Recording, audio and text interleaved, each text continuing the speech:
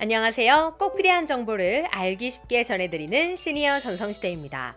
요즘 날이 부쩍 더워졌습니다. 올해 첫 폭염주의보까지 내려진 상황인데요. 이맘때면 꼭 찾아오는 불청객이 있죠. 네, 바로 모기입니다. 최근 코로나 때문에 혹시 모기로도 코로나가 옮지는 않을까 걱정하는 분들도 많다고 하는데요. 오늘은 이 모기에 대한 중요한 정보들 몇 가지 알려드리도록 하겠습니다. 그리고 특히 이렇게 생긴 모기를 본다면 당장 도망가시거나 죽이셔야겠습니다. 사람 목숨을 위협하는 모기, 그리고 모기를 피할 수 있는 방법까지 오늘 확실하게 알려드리겠습니다. 구독, 좋아요, 알림 설정은 영상 제작에 큰 힘이 됩니다.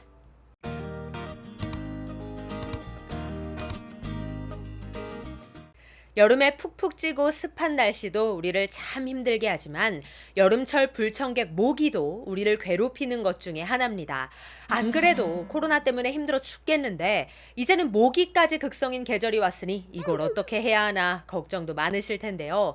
예전엔 없었던 이 모기에 대한 걱정거리가 한 가지 더 늘어났습니다. 그것은 바로 코로나가 모기로도 전파되지 않을까 하는 걱정인데요. 침방울로도 감염이 되고 숨만 쉬어도 감염이 되는 마당에 모기는 여러 사람 피를 빨아먹고 다니니까 혹시 이 사람 저 사람 찔러본 모기 주둥이에 코로나도 감염될 수 있는 건 아닌가, 이런 생각 누구나 한 번쯤 해보셨을 텐데요. 저도 그런 생각 들더라고요. 모기에 물린 자국이 있으면 이 모기가 나 말고 또 누구를 물었을까? 혹시 코로나라도 옮겨온 거 아니야? 괜한 걱정과 불안한 마음이 들었습니다. 하지만 결론부터 말씀드리자면 다행히 모기는 코로나를 옮기지는 않는다고 합니다. 세계보건기구 WHO에서 말하기를 모기가 코로나를 옮긴다는 근거는 지금까지 발견된 바 없다고 하는데요. 왜냐? 코로나 바이러스 자체가 기침, 재채기로 발생되는 비말에 의해 퍼지는 호흡기 바이러스이기 때문입니다.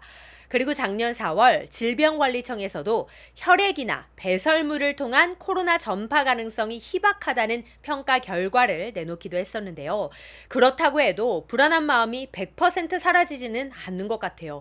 왜 그러겠어요? 최근 델타 바이러스까지 급속도로 퍼져나가다 보니 전염성이 더 강한 바이러스라서 혹시라도 기존 코로나보다 더 다양한 경로로 전파되지는 않을까, 이런 걱정이 드는 것도 사실이죠. 물론 이건 전혀 검증된 바 없는 얘기입니다. 하지만 그래도 우리 스스로 조금 더 신경 쓰고 조심해서 나쁠 것 없으니까 사전에 이런 부분까지도 미리 염두에 두고 있으면 좋지 않을까라는 생각은 듭니다. 과도한 불안도 좋지는 않지만 그래도 아직까지는 조심해서 더 나빠질 건 없으니 내 건강은 내 스스로 지키는 게 더 중요하겠죠. 그런데 얼마 전 뉴스에서 또 이런 기사도 나왔어요. 워싱턴 포스트에서 모기 대처법을 소개한 내용인데요. 여러분도 그런 적 있지 않으세요? 여러 명이 다 함께 있었는데 유독 나만 모기를 집중적으로 물린 경험. 그럴 때 정말 억울합니다. 여러 사람이 있었는데 왜 나만 물렸을까? 괜히 주변 사람들한테 더럽다, 냄새난다, 이런 오해를 받기도 하고요. 그런데 유독 모기에 잘 물리는 사람의 특징이 있다고 합니다. 모기의 습성을 알면 그 해답을 찾을 수 있는데요. 모기는 눈이 안 좋아서 사람을 찾을 때 이산화탄소를 감지해서 찾는다고 합니다. 그러다 보니 유독 다른 사람들보다 숨을 크게 쉬는 사람들 있죠. 막 옆에 있으면 숨소리가 큰 사람들, 이런 사람들이 있어요. 그런 사람들이 모기의 타깃이 되기 좋다는 겁니다.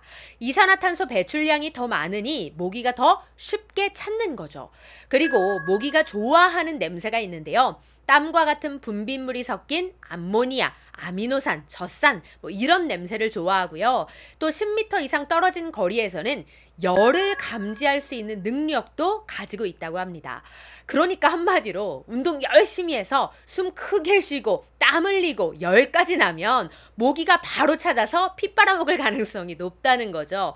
물론 비만인 사람들, 어린아이의 경우에도 같은 이유로 모기에 더 잘 물릴 수 있다고 합니다.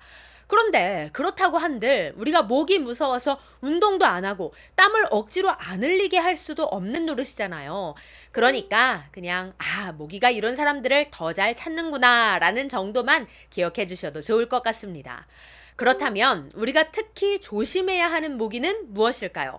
이건 우리의 목숨까지 달린 문제이기 때문에 반드시 알아두어야 하는 정보인데요. 물론 모든 모기를 조심하고 최대한 물리지 않도록 해야겠지만 그 중에서도 특히 조심해야 할 모기가 있습니다.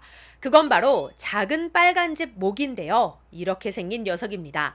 몸 길이가 4.5mm로 매우 작고요. 주둥이 가운데 흰 띠가 있고 다리는 배 쪽으로는 흰색을 띠고 등 쪽으로는 검은색을 띠는 게 특징입니다.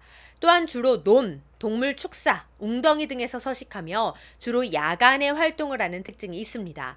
보통 6월을 시작으로 남부 지역부터 증가하면서 우리나라 전역에서 관찰이 되고 있는데요. 현재 기준으로 우리나라 남부 지역뿐만 아니라 인천까지도 발견이 되고 있는 상황이라 전국에 다 퍼져 있다고 봐도 과언이 아닙니다.